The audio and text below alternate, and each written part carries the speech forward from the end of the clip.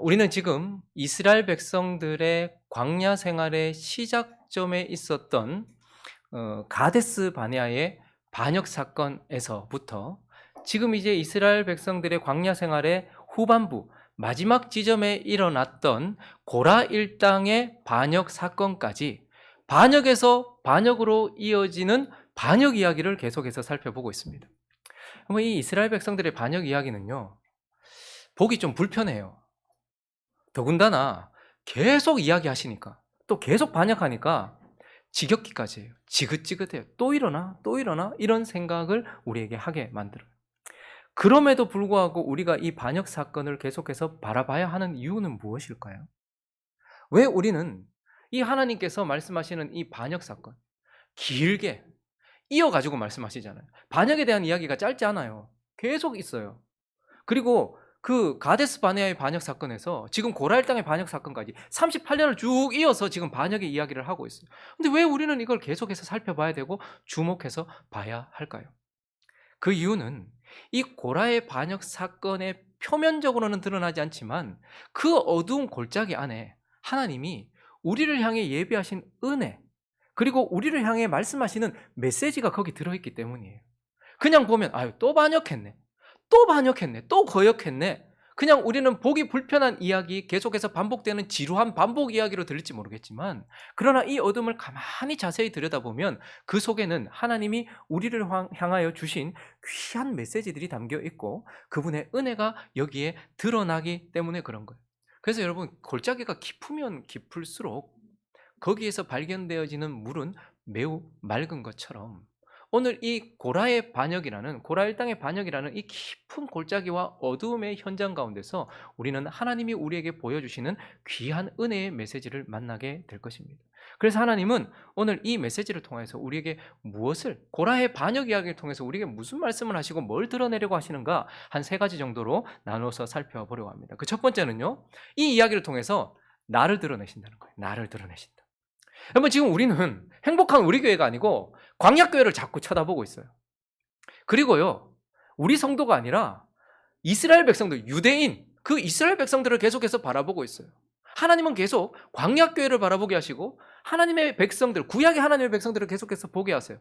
왜 그렇게 보게 하실까요? 거기에 내가 담겨 있기 때문에 그래요. 광야교회 안에 행복한 우리 교회의 모습이 담겨 있고요, 지금 반역하고 있는 이스라엘 백성들의 모습 속에 내가 담겨 있기 때문에 그런 거예요. 한번 보십시오. 이게 내가 아니라고 말할 수 있는가? 16장 3절을 보시면요, 그들이 모여서 모세와 아론을 거슬러 그들에게 이르되 너희가 분수에 지나도다. 회중이 다 각각 거룩하고 여호와께서도 너희 중에 계시거늘 너희가 어찌 여호와의 총회 위에 스스로 높이느냐. 고라의 말이에요. 여러분, 이게 단지 고라의 말이기만 합니까? 야, 다 하나님이 함께 하시고 나도 성경 들고 있고 나도 니나 내나 뭐가 다른데? 라고 말하면서 육신을 추구하고 교만을 따라가면서 이렇게 죄된 본성을 드러내고 있는 이 고라의 모습, 우리는 이걸 보게 되죠. 조금 더 지나서 12절을 가보시니까요, 이번에는 다단, 아비람, 이런 사람들의 모습을 보게 돼요. 모세가 엘리압의 아들 다단과 아비람을 부르러 사람을 보냈더니 그들이 이르되 안 올라가겠다. 그럼 지금 고라가 앞에 전면에 나서 있고 뒤에 숨어가지고 뒤에서 지금 같이 작당을 하고 있는 걸 알고 있었어요. 그래서 모세가 이들을 설득하려고 불렀어요. 그래서 올라가지 않겠다. 13절 뭐라고 말합니까? 시작. 네가 우리를 적과 꿀이 흐르는 땅에서 이끌어내어 광야에서 죽이려 함이 어찌 작은 일이기에 오히려 스스로 우리 위에 왕이 되려 하느냐. 모세는 한 번도 왕이 되려고 말한 적이 없어요.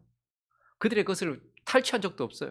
그런데 그들이 왕되고 싶어하는 그들의 교만함이 모세의 모습을 그렇게 해석을 하면서 모세를 향하여, 즉 그 지위를 만드시고 직분을 만드시고 질서를 만드신 하나님께 거역하고 반역하면서 지금 이 질서를 깨트리고 있는, 권위에 순복하지 않고 있는 이 죄악된 모습, 우리는 그걸 보게 되는 것입니다. 그런데 오늘 본문을 보십시오. 더더욱 경악할 만한 모습이에요. 41절을 보시면요, 언제? 이튿날. 그럼 그 전날 무슨 일이 있었어요? 그 전날 하나님께서 만약에 그냥 일반적으로 자연상 하면 이건 하나님의 일이 아니야. 그런데 누가 봐도 이건 하나님께서 징벌하신 거야. 하나님이 형벌을 내리신 거야 라는 것을 알게 하시려고 그날 고라의 가족들, 그 일당들이 어떻게 됐어요? 땅이 삼켜버렸어요. 갑자기 죽어버렸어요. 그리고요, 250명의 이름 있는 지휘자들은 어떻게 됐어요? 분리 250명을 확 태워버렸단 말입니다. 이걸 통해서 하나님은 이들이 하나님을 거역한 자들이다, 하나님이 이들에게 진노하셨다라는 것을 보여주면서 하나님이 징계하신 그 이튿날 어떤 일이 일어났다는 거예요? 시작. 이튿날 이스라엘 자손의 온 회중이 모세와 아론을 원망하여 이르되 너희가 여호와의 백성. 정말 무섭지 않습니까? 그 전날 하나님께서 하나님을 거역하고 하나님이 세우신 자를 거역했던 자들을 하나님이 치셨어요. 그러면 징계를 당하거나 고통을 당하면 자기 자신을 회개하고 돌아봐야 되잖아요. 자기 자신의 마음을 더 부드럽게 하고 하나님 앞에 엎드려야 되잖아요. 근데 그 이튿날, 일주일이 지난 것도 아니에요. 그 다음날 뭐라고 말하는 거예요? 그 이튿날 온 회중이 모여가지고 아론을 원망해요. 그러면서 다시 41절에 보니까 너희가 어떻게 했다고요? 여호와의 백성을 죽였도다. 여러분, 지금 어제 하나님께서 죽이신 자들은 하나님을 반역했던 여호와의 백성이 아닌 자들을 하나님께서 죽이셨어요. 근데 지금 뭐라고 말하는 거예요? 모세하고 아론한테 와가지고 네가 죽였다.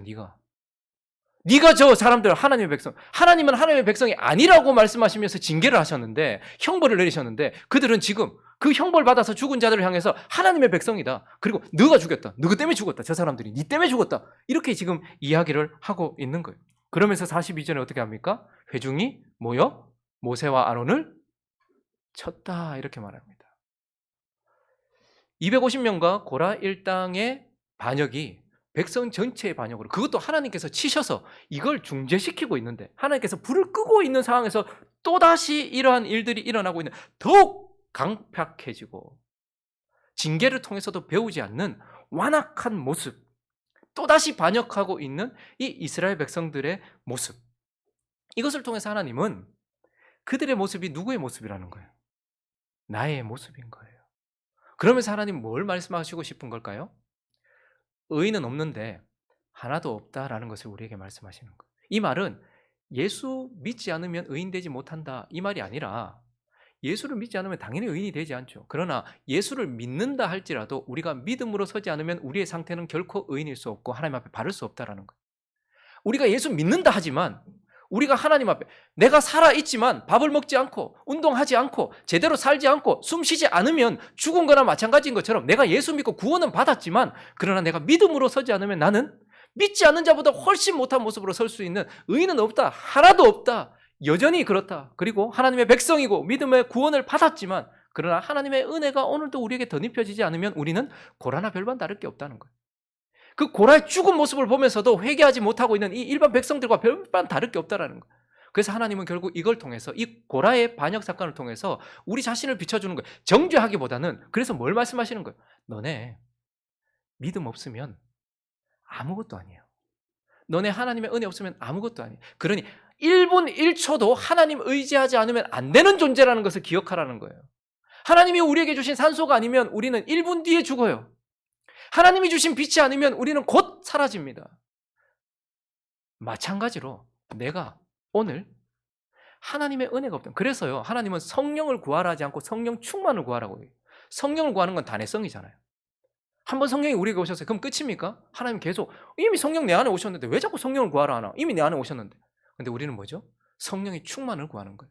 성령이 내 안에 충만하셔서 나를 다스리시고 내 믿음을 붙들어 주시고 나를 인도해 주시고 내게 은혜를 주셔야지만 내가 의인의 상태에 머물 수 있다는 거예요. 그래서 이 일을 통해서 하나님은 먼저 나를 드러내세요. 은혜 없으면, 믿음 없으면 너희는 아무것도 아닌 존재야. 그러니 어떻게 하라는 거예요? 하나님을 붙들라는 거예요. 왜 새벽에 기도하러 나옵니까? 왜 자꾸 성경 말씀을 읽고 묵상하고 기도하고 합니까? 왜 성도들 간의 교제, 같이 있으면 싫은데 왜 성도들과 교제를 자꾸 하려고 합니까? 주일날 쉬었으면 좋겠는데 왜 주일날 와서 예배드립니까? 그렇게라도 하지 않으면 우리는 믿지 않는 자보다 훨씬 못한 존재, 그와 별반 다를 것이 없는 존재가 되는 것을 기억하라는 거예요. 그것을 하나님은 이 어두운 반역의 현장 가운데서 우리에게 보여주시는 겁니다. 그런데 오늘 본문을 통해서 하나님은 또 이 어둠의 반역 사건 가운데서 우리를 위하여 밝히 드러내시는 은혜의 메시지가 있어요. 그거는 예수를 드러내세요. 야, 이 현장에서 예수가 드러난다고? 이렇게 생각할 수 있겠지만 자세히 보십시오. 고라 일당의 반역 사건에서 중심에 선 사람이 누구예요? 이 문제를 지금 해결하고 있는 사람이 누구예요? 고라 반역 사건의 주인공, 중심 인물, 그는 놀랍게도 모세가 아니고 아론이에요. 지금 이 거대한 반역 사건을 잠재우고 있는 사람이 모세가 아니고 아론이다라는 거예요. 그래서 우리는 지금 이제 아론을 보게 되는데, 아론을 봐야 되는 이유가 뭐죠? 문제를 진압했기 때문입니까? 리더십을 잘 바랄까? 그게 아니에요. 우리가 광야 교회와 이스라엘 백성들을 주목하는 이유는 그 속에서 내가 비치기 때문인 것처럼, 우리가 지금 이 사건을 해결하는 데 중심에 서 있는 아론을 봐야 되는 이유는, 아론이 누굴 보여줄까요? 우리 주 예수 그리스도를 보여주는 거예요. 38년 전에 있었던 가데스 바네아 사건, 그 반역 현장에서 하나님이 보여주셨던 건 뭐냐면 중보자가 필요하다라는 거였어요. 그래서 민수기 14장 19절과 20절을 보시면요, 19절 20절 읽어주시겠습니까? 이건 지금 이 사건이 일어나기 전 한 38년 전 그때에 일어났던 가데스 바네아 사건에서 하나님께서 드러내 주셨던 메시지예요. 읽어주십시오. 시작.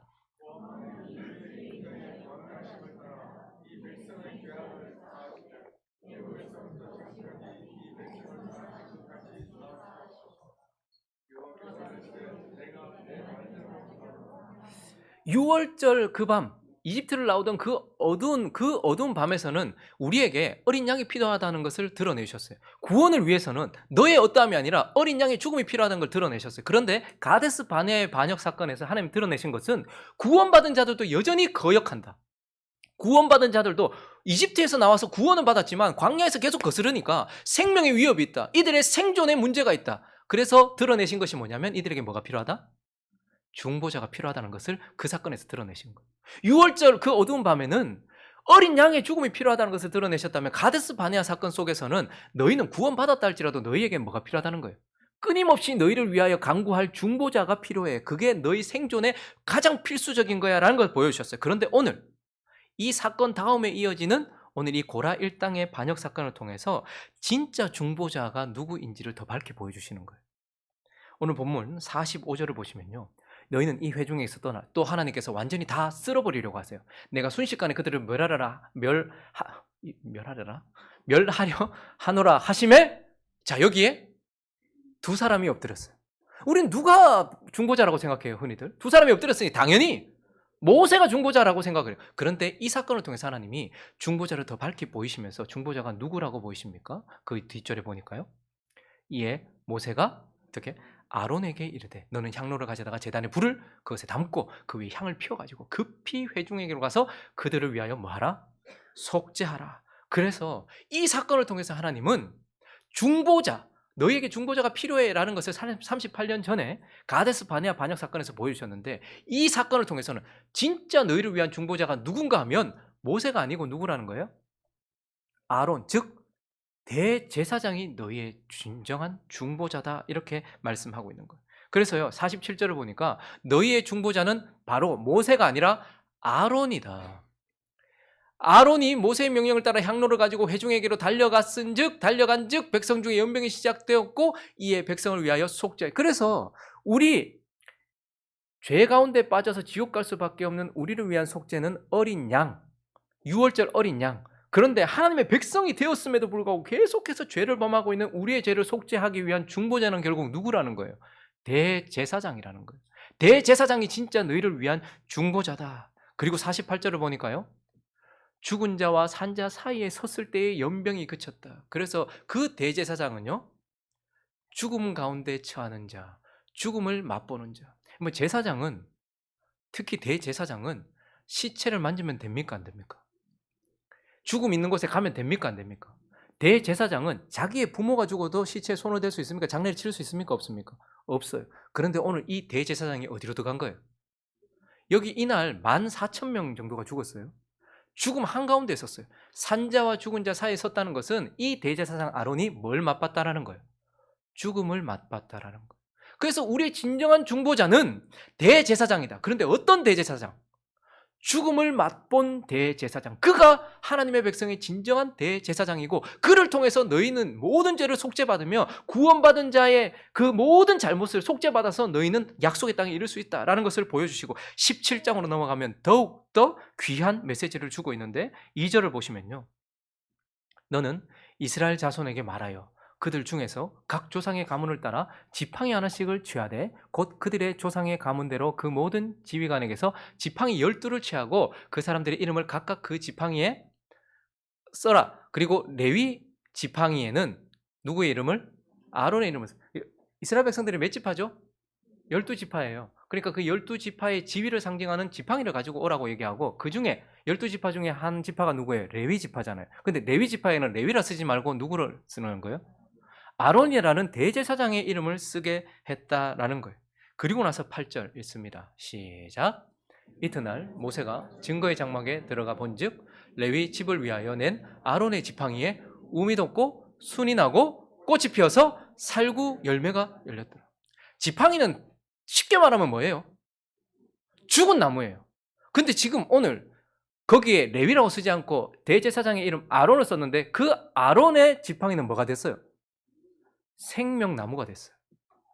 그래서 하나님 지금 이건 뭘 얘기하시는 거예요? 저기에 살구 열매, 살구꽃이 피었다고 하잖아요. 사실 저 나무는 아몬드 나무예요. 근데 아몬드 나무의 꽃은 무슨 색이게요? 네, 맞아요. 흰색이에요. 즉 부활을 상징하는 꽃 색깔이에요. 그러니까 지금 다른 모든 사람들의 나무는 죽은 나무예요. 지팡이 그냥 죽은 나무예요. 그런데 이 대제사장의 나무는 어떻게 해요? 생명이 있는 나무요, 죽었다가 다시 살아난 나무요, 부활의 흔적을 가지고 있는 나무. 그래서 그 지팡이가 움이 돋았어요, 순이 났어요, 그리고 부활을 상징하는 흰 꽃이 피었어요, 그리고 거기에 열매가 맺혀졌어요. 그래서 그 대제사장은 생명이라는 이름을 가지고 있는, 죽었지만 그것도 죽은 나무였어요. 아론의 지팡이도 죽은 나무였어요. 그런데 그 나무가 하나님으로 인하여서 다시 생명을 가진 나무, 다시 살아난 부활의 생명을 가진 나무. 그래서 우리의 대제사장은 누구라고 지금 말하는 거예요? 우리의 제사장은, 우리의 중보자는 대제사장이다, 죽음을 맛본 제사장이다, 그리고 다시 살아난 제사장이다 라는 것을 이 사건을 통해서 보여주시면서 결국 주님이 우리에게 말씀하시고 싶은 것은 우리의 진정한 중보자는 모세가 아니라 아론, 즉 율법이 아니라 복음이다라는 것을, 복음이신 예수다라는 것을 보여주는 거예요. 율법은 절대 우리의 중보자가 될 수 없습니다. 그래서 율법을 상징하던 모세가 아니라 복음을 상징하던 아론, 그래서 아론을 통하여 보여지는 예수 그리스도, 그가 우리를 위한 진정한 중보자다. 구원받았지만 여전히 거역하고 구원받았지만 계속해서 죄를 지음으로 말미암아 멸망할 수밖에 없는 그런 위기에 처해 있는 자를 다시 속죄해낼 수 있는 유일한 중보자는 바로 복음이신 예수 그리스도다. 그리고요, 죽음을 맛볼, 산자와 죽은 자 사이에 섰던, 실제로 죽음을 맛보셨던 예수 그리스도다. 그리고 죽음에서 다시 살아나신 부활 생명을 가지신 그분 예수 그리스도다. 그래서 우리에게 오늘 이 본문을 통해서 많은 사람들이요, 구약에는 부활이 없다고 얘기해요. 근데 주님이 분명하게 보여주셨어요. 이 대제사장 아론이 죽은 지팡이가 생명나무가 된 것을 통하여서 부활에 대해서 분명하게 말하고 있고, 부활 생명을 가진 자 누구? 진정한 대제사장 예수 그리스도를 보여주는 거예요. 여러분 놀랍지 않습니까? 이 반역의 현장 가운데 가장 깊은 골짜기 가운데서 우리를 위한 중보자가 누구인지를 지금 여기서 드러내고 계시는 거예요. 그래서 예수, 죽음을 맛보실 그 대제사장, 그리고 다시 사셔서 부활 생명을 가지신 그 대제사장 예수가 바로 너희의 진정한 중보자다라는 것을 이 사건을 통해서 보여주고 계시는 것입니다.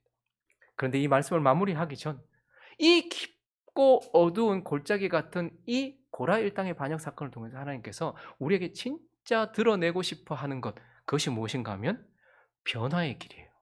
변화의 길.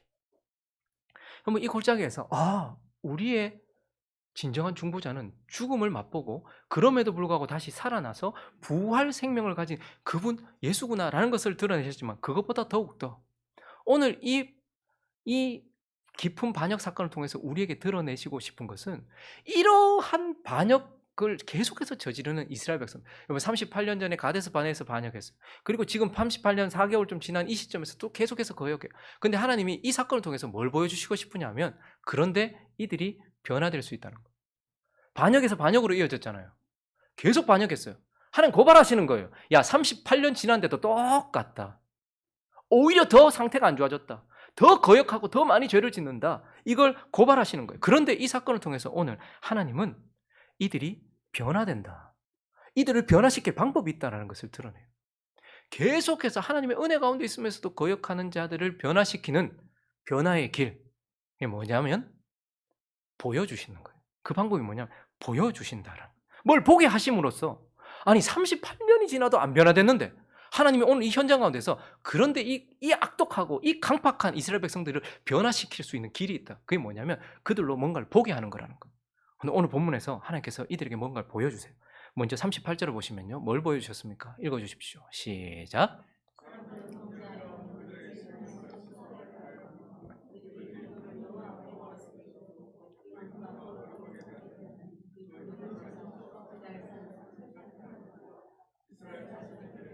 자, 표가 되겠다는 걸 보여주기 위함이잖아요. 근데 제단을 쌓는 철판, 250명의 반역했던 자들이 향로를 들고 있었거든요. 나도 제사장이다 하면서 아론과 아론의 자녀들만 들고 있었던 그 향을 가지고서 자기도 나도 제사장이다. 그래서 이들이 반역하는 바람에 죽었잖아요. 근데 이 향의 불도 하나님께 드려진 거기 때문에 아무데나 쏟지 말고 다른 데 버리라. 이 향도 있잖아요. 이 향. 그러니까 하나님께서 어떻게 하셨냐면 그 250개를 싹 거두어서 어떻게 하라는 거예요. 철판을 만들어 가지고 어디를 싸래요? 제단을 싸래요. 그래서 하나님은 이들이 반역했던 그 향로를 펴 만들어서 제단을 싸는 이 표를 만들게 했어요. 그리고 나서 이게 표가 될 것이라고 하면서 그들에게 뭘 보여주시는 거예요? 제단을 보게 하셨어요. 그리고 또 하나 보게 하신 것이 있습니다. 17장으로 넘어가시면 8절과 9절입니다. 시작. 이튿날 모세가 증거의 장막에 들어가 본즉 레위 집을 위하여 낸 아론의 지팡이에 움이 돋고 순이 나고 꽃이 피어서 살구 열매가 열렸더라. 모세가 그 지팡이 전부를 여호와 앞에서 이스라엘 모든 자손에게 가져오매 그들이 보고, 이번에 두 번째는 뭐 보겠죠? 생명나무를 보게 했어요. 아론의 쌍난 지팡이, 다 죽은 나무인데 아론의 쌍난 지팡이, 생명나무를 보게 했어요. 하나님이 제단을 보게 하셨고 생명나무를 보게 하셨어요. 그런데 그 이유를 명확하게 여기 기록해 놓고 있어요. 왜 보게 하셨을까? 40절을 보시면요. 시작. 이스라엘 자손의 기념물이 되게 하였으니 이는 아론 자손이 아닌 다른 사람은 여호와 앞에 분향하러 가까이 오지 못하게 함이며 또 고라와 그의 무리와 같이 되지 않게 하기 위함이라 여호와께서 모세를 시켜 그에게 명령하신 대로 하였더라. 자, 지금 제단을 이렇게 쌓아놓고 그 제단을 보게 하셨어요. 근데 그렇게 하신 이유가 뭐라고요? 다시는 이 짓 못하게 하려고. 38년 동안 계속 안 변했는데, 근데 이거 본다고 밖에. 그런데 하나님은 그걸 보게 하셨어요. 제단이 뭡니까? 제단은 우리를 위하여 희생양이 죽임을 당하는 장소예요. 그래서 하나님은 그 제단, 너의 죄 때문에 죽어가는 희생양의 죽음이 있는 그 제단을 바라보게 하셨는데, 이 제단은 이제 이 250명의 향로를 펴 그 겉을 쌈으로 인하여서 하나님 앞에 반역했던 그들의 죄가 고스란히 기억나게 하는 또 제단이 되었어요. 그래서 제단을 하나님께서 자주 보게 하죠. 이스라엘 백성들이 성막에 들어가면 가장 먼저 만나는 곳이 어딜까요? 제단이에요. 제단을 지나 물두멍을 지나서 성소로 들어간단 말입니다. 그래서 하나님은 누구나 다 끊임없이 제단을 보게 하신 거예요. 그래서 이 제단은 내 죄 때문에 죽어가는 희생양의 죽음이 있는 곳, 그리고 고라의 일당들이 반역하여서 하나님께서 범죄하셨다는 것을 보여주셨던 내 죄가 기억나고 우리의 죄악됨이 기억나게 하는 제단이 되었던. 그래서 하나님은 그걸 바라보게 하셨어요. 그리고 또 17장 5절을 보시면요, 또 이걸 하신 이유가 내가 택한 자의 지팡이에는 싹이 나리니 이것으로 이스라엘 자손이 너희에게 대하여 원망하는 말을 내 앞에서 그치게 하리라. 자, 지금 하나님께서 근본적으로 내가 고치려고 한다. 그래서 그들의 마음에 변화를 주기 위해서 생명나무를 보게 하신다라고 말해요. 그래서 10절도 보시면요, 여호와께서 또 모세에게 이르시되 아론의 지팡이는 증거계 앞에 도로 가져다가 거기 간직하여 반역한 자에 대한 표징이 되게 하여 그들로 내게 대한 원망을 그치고 죽지 않게 하리라. 그러니까 하나님께서 죽음이 있는 곳, 자신들의 죄가 생각나는 제단을 보게 하시고, 그리고 아론의 쌍난 지팡이, 생명나무를 보게 하시는 이유는 그들 안에 변화를 주기 위함이었어요. 마음의 변화, 회개하는 마음, 뭐 이런 것들을 주기 위함이었어요. 그런데 놀라운 일이 일어났습니다.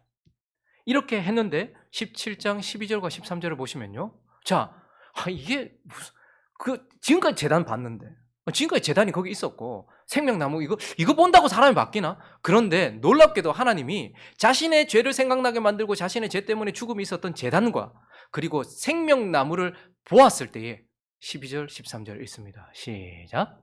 이스라엘 자손이 모세에게 말하여 이르되 보소서 우리는 죽게 되었나이다. 망하게 되었나이다. 다 망하게 되었나이다.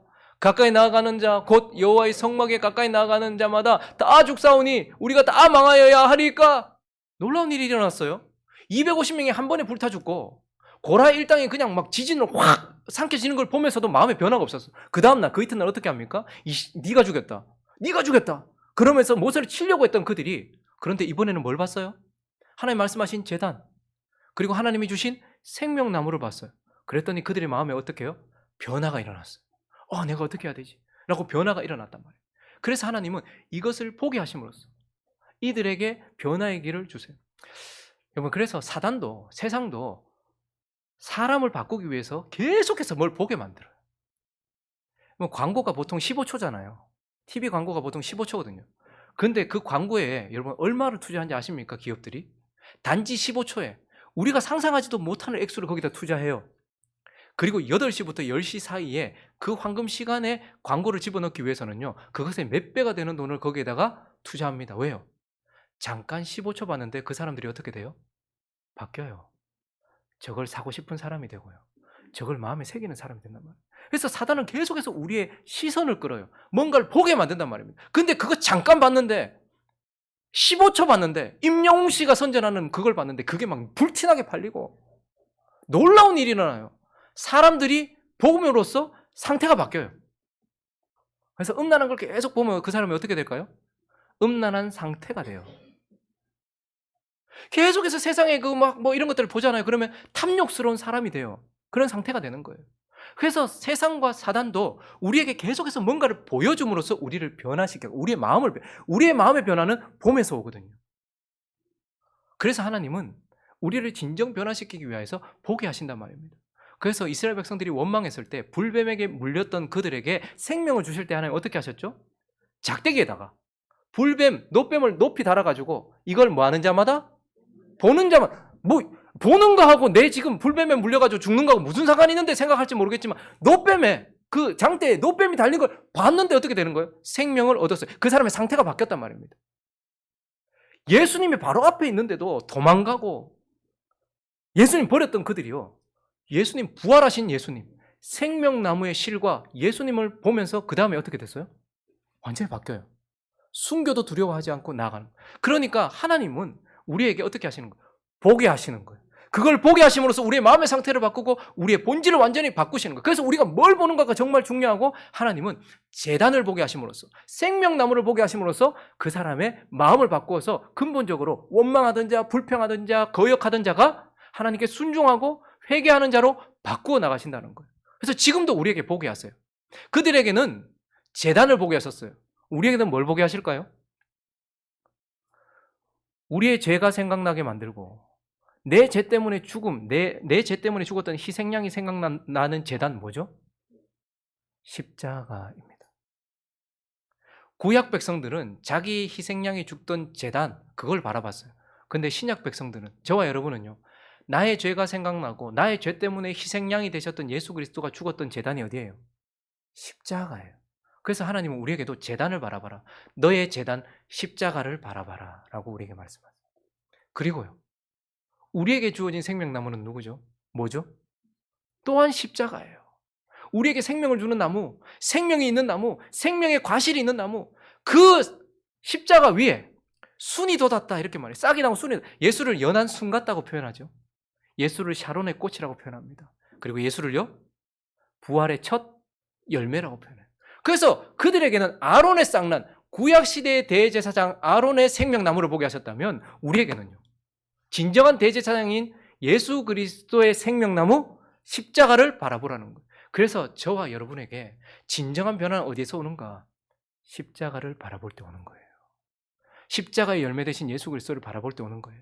그 십자가의 열매, 십자가인 예수 그리스도, 예수 그리스도의 십자가, 그것을 믿음으로 바라볼 때 오는 거예요. 오늘 이 백성들이 생명나무, 아론의 쌍난 지팡이 생명나무를 보고서 마음에 회개가 찾아왔어요. 두려움이 찾아왔어요. 그 앞에 그 무시무시한 그 형벌이 있음에도 마음이 딱딱해서 굳어져 있었던 그들이 십자가, 그들에게 주어진 생명나무를 보고서 그들의 마음이 변화되었단 말이에요. 우리도 마찬가지입니다. 그거 본다고 뭐 뭐 그거 한다고. 그런데 하나님 우리에게 말씀하십니다. 딱딱하게 굳어진 너의 마음, 하나님 앞에 끊임없이 거역하는 너의 마음, 왜 그렇게 굳어졌는가? 우리가 십자가를 바라보지 않고 세상의 것을 바라보고 더러운 것을 바라보고 계속해서 그걸 바라봤기 때문에. 그래서 여러분 새벽에 하나님 앞에 나와서 눈을 뜨자마자 기도하는 이유는 뭐죠? 여러분 기도할 때마다 바로 막 주여 나 이거 주시고 저거 주시고 이렇게 합니까?